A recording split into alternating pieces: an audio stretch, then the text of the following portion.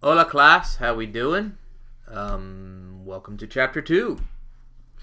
Now, chapter 1 was sort of like our broad overview, and chapter 2 we're going to start getting into more specifics, particularly the process of buying and selling. So that's up front in the chapter, very straightforward.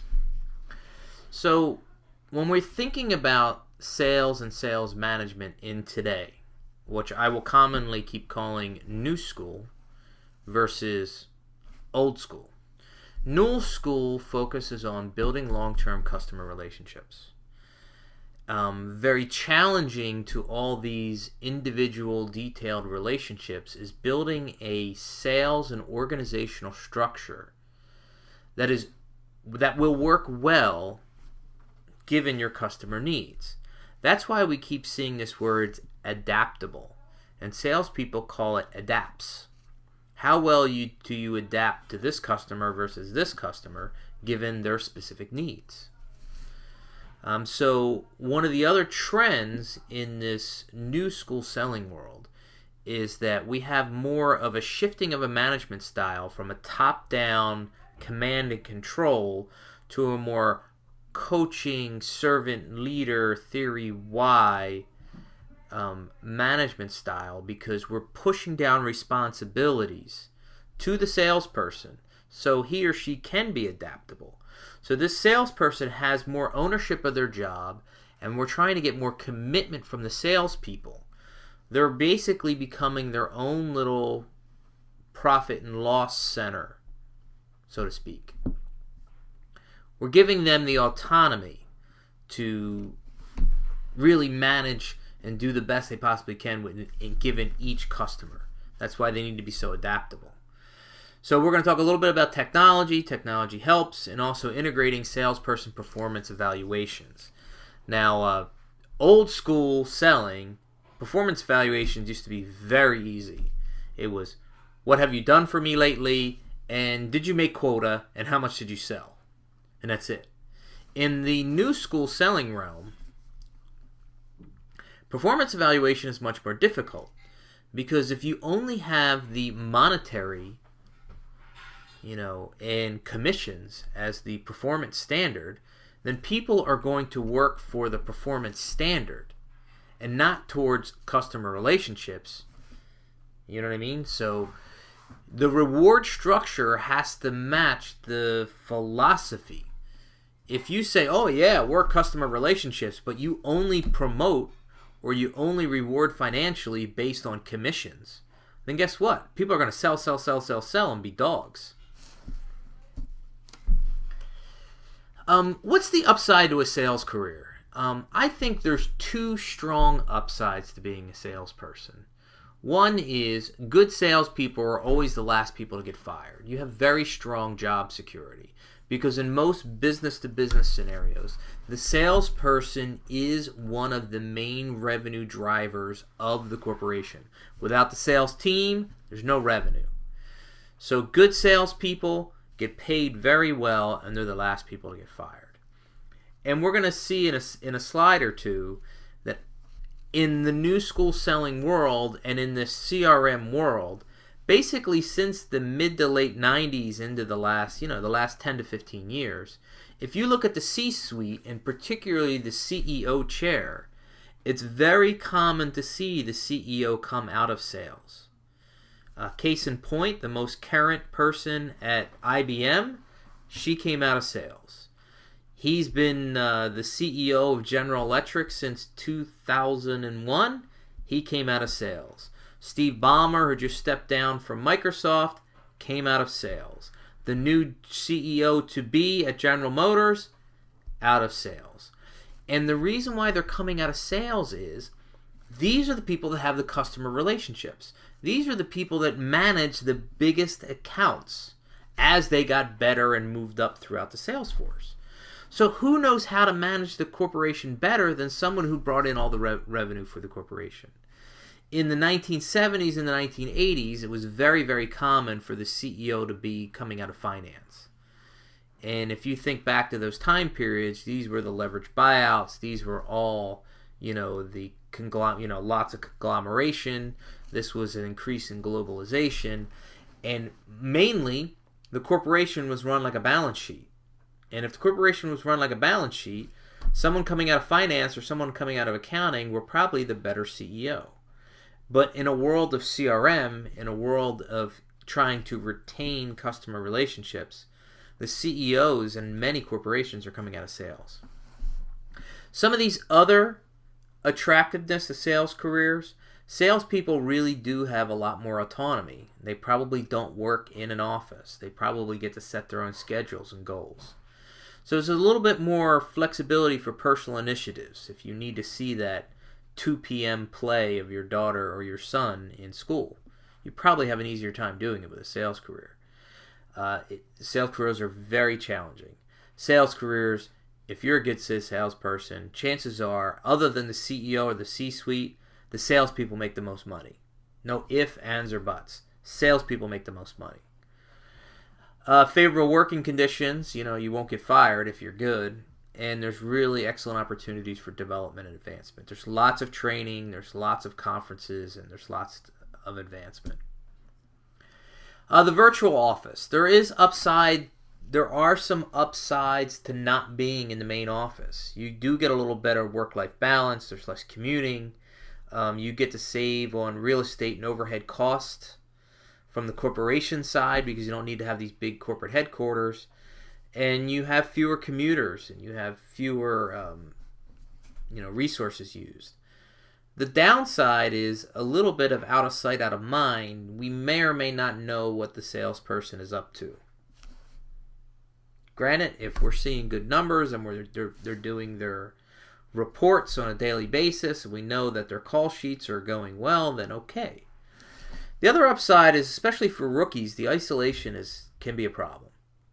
There's no one to really sit back and talk to and have a good conversation with. Say, hey, how do I work through this? It's a lot more phone calls or texting. So this is something I already hammered pretty well about a minute or two ago. Possible career tracks for salespeople. So coming out of undergrad or coming out of MBA, depending on the corporation, you could be a trainee, you get a sales job, and a lot of salespeople move into sales management. Some move into brand management on the marketing side. And from there, you move up to the director and vice president or on the marketing side. And then many times it leads to the CEO chair. Another perfect example of this I totally forgot is the CEO of Campbell Soup. When she came on campus, she came out of sales. And she actually followed this pattern almost to a T. She spent time in the sales manager, sales director. She spent time on the branding and marketing side. But she really spent the majority of her time on the, something? Here's her business card, as a matter of fact. Denise Morrison. Look, it's a Campbell. Looks like a soup can. It's actually shaped like a soup can. I got a chance to talk to her about like 5 or 10 minutes the day she was on campus. Really nice. But she came out of sales. I added this, see page 40. When you get a chance, really go back and circle back to page 40. If you think about elements or what good salespeople, the skills that they really have, good salespeople are really good at listening. Because if you want to find out what if you want to know your customer's needs, you got to be able to listen. You got to be able to read between the lines of what they're talking about. The talk time should be, 80-20. 80% of the time they're talking, 80% of the time you're listening. 20% of the time you're talking, 20% of the time they're listening. Good salespeople have very good follow-up skills. They stay on top of things. Good salespeople have skills that they can adapt to different situations and different customers. Good salespeople have tenacity. And my next sales study, whenever I conduct it, I have a construct that I just read in the last year, a book, and it's called GRIT. G-R-I-T. And she's an social psychologist, organizational development social psychologist at University of Pennsylvania. And she's got a fantastic scale for tenacity. Good salespeople are well organized. Good salespeople have excellent verbal, and it doesn't say here, but also excellent nonverbal communication skills. They have ease interacting with people. They have the ability to either overcome objections or not make objections cripple them. They have good closing skills, meaning they know when to close a deal. And they have good time management skills and planning skills. Now, when we talk about salespeople in general, 100% of salespeople, a very large number of salespeople are involved in B2C selling, mainly retail. If you go into Best Buy, those people are salespeople. If you go into Macy's, if you go into any of these, they're salespeople.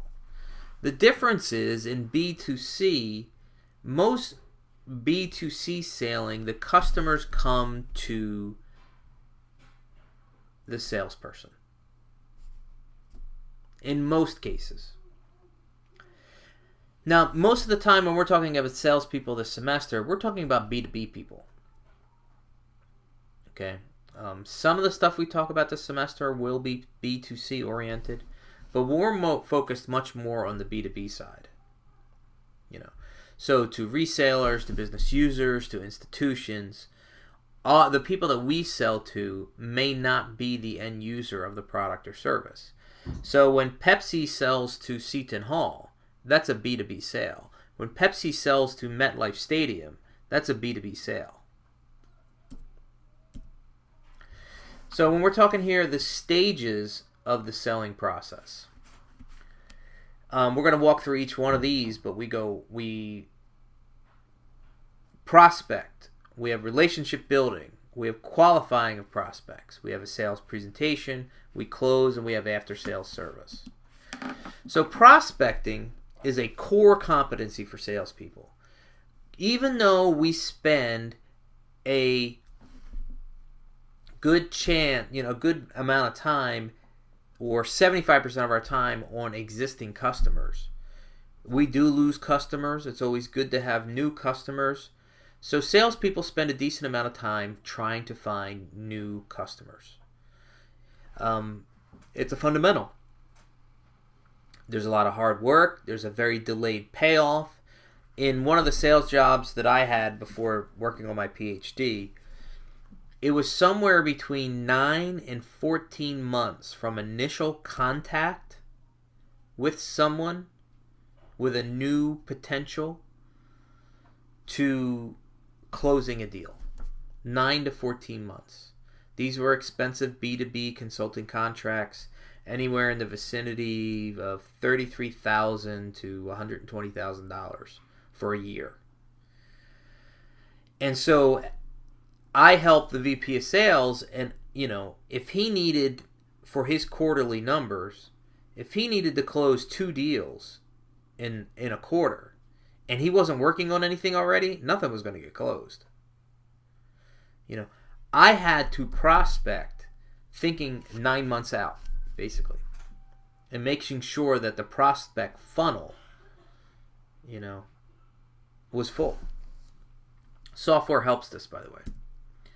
So here's some examples. The approach, like how do you open the conversation? You find out who's going to have the greatest influence in the process. We're going to get more to this in a couple slides. We try to generate some interest, and we need to identify the key decision makers and really the key desires of the firm. So qualifying, it's usually an acronym, MAD, M-A-D. Do they have the money? Do they have the awareness? And do they have the desire? Because just because someone calls you to talk about your product or service doesn't mean that, they're the right person to be the buying, that they have the money. You as a salesperson don't want to waste your time with someone. So just because someone calls you doesn't mean that they're a lead. They need to be qualified before they become a lead. Prior to becoming a lead, they're just a prospect. So the sales presentation,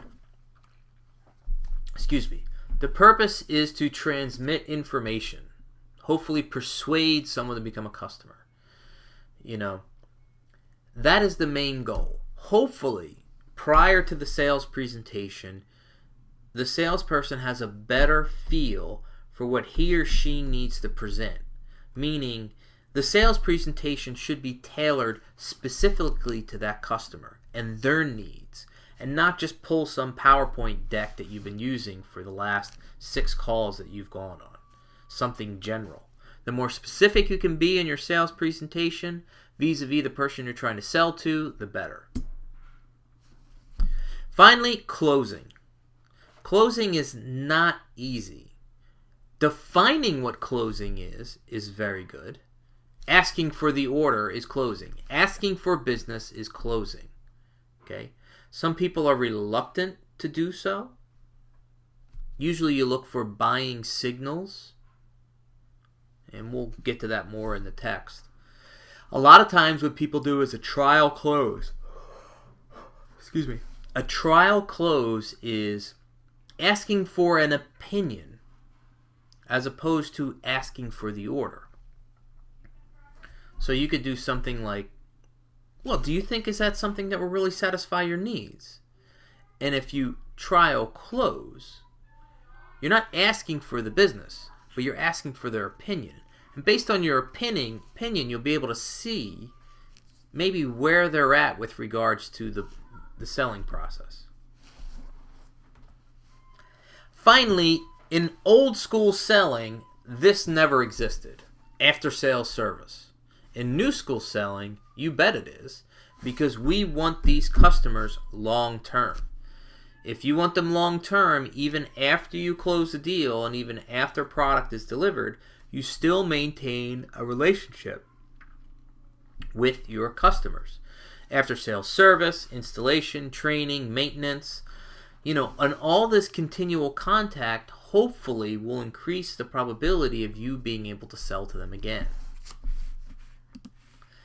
Now, this buying process with multiple participants, I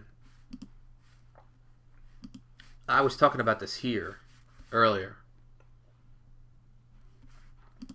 In B2B selling, you're not just selling one individual. Chances are you're selling to multiple individuals. For instance, there could be the person who initiates the process, right?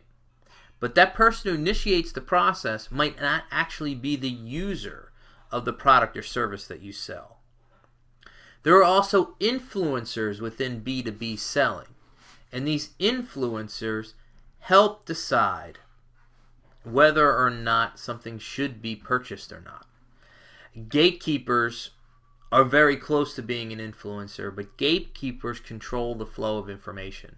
A lot of times, if you don't have the gatekeeper on board, the gatekeeper will not let the user, or the initiator might start it, but the gatekeeper could keep you from the decider, meaning some senior VP, who has the authority. That's the A in MAD, by the way. Money, authority, desire. And finally, there's some buyers, of course, people that actually do the buyers. Controllers, these are probably not in the same department. These are the people that cut the checks, but they're a part of this process. B2B selling takes so much more time because it's more complicated, because you're not selling to one individual like you are in retailing in B2C. A lot of times they call them buying centers, and in multiple cases you need a team structure to help meet all these customers' needs. You might have someone who just does the prospecting, but the person that does this prospecting, like I was one person who did the prospecting, I then handed those qualified leads off to a VP of sales, and they really tried to close the deal. But even after the VP of sales closed the deal, the VP of sales kind of stepped back a little bit, and there was 3 or 4 other people on the account that worked through the VP of sales that did all this after sales service and the training and all that other stuff. So a lot of times there's a matrix organization, meaning there's multiple leaders and multiple roles, and depending, people can shift around. It's not just this linear process. There's multiple types of scenarios there. The idea of a key account. These are your big fish. Usually with key accounts, they're responsible for an awful large percentage of revenue for the firm. So you may start off as a sales trainee, and then you might become a salesperson. You could become then a manager, or you can become a key account representative. That some key account or some key product line is the most important, and therefore they have one of their better salespeople on that role. The end of the chapter wraps up with the organizational buying design stages. So this is relatively straightforward. Even though this is a sales book and this is a sales context, I'm sure your firm does something very similar to this. Stage 1, we recognize a problem or a need. We then decide, okay, how are we going to fulfill this needs, and the determinants of that is stage 2. We search for qualified potential suppliers. Hopefully, as a salesperson, you can get yourself injected into stage 3. We do some requests for proposals in stage 4. In stage 5, we evaluate these proposals and the suppliers. We select an order, and then based on performance and evaluation, there's a feedback loop to see if we did a good job or how can it be improved. And a lot of times, the salesperson that sold the one that won the request for proposal is a part of this. Excuse me. This is relatively straightforward. B2C versus B2B. And this goes into the story that, it's more complicated in B2B scenarios. Finally, when we talk about organizational buying decisions, it's either a new customer and a brand new purchase, first time, or an existing customer. An existing customer either buys the same thing again. It's the exact same quantity, it's the same style, so it's a straight rebuy. And sometimes it's a modified rebuy, meaning either the quantity or the specs on the order, some of the features, or the advantage, or the benefits of the particular thing that was purchased the first time around, needed to be changed given what's happened during the first purchase. In a CRM world, salespeople spend more time doing this than they do this. Very good. Thank you. That's chapter 2. Relatively straightforward. I'm going to get into your questions in my next video. Thanks.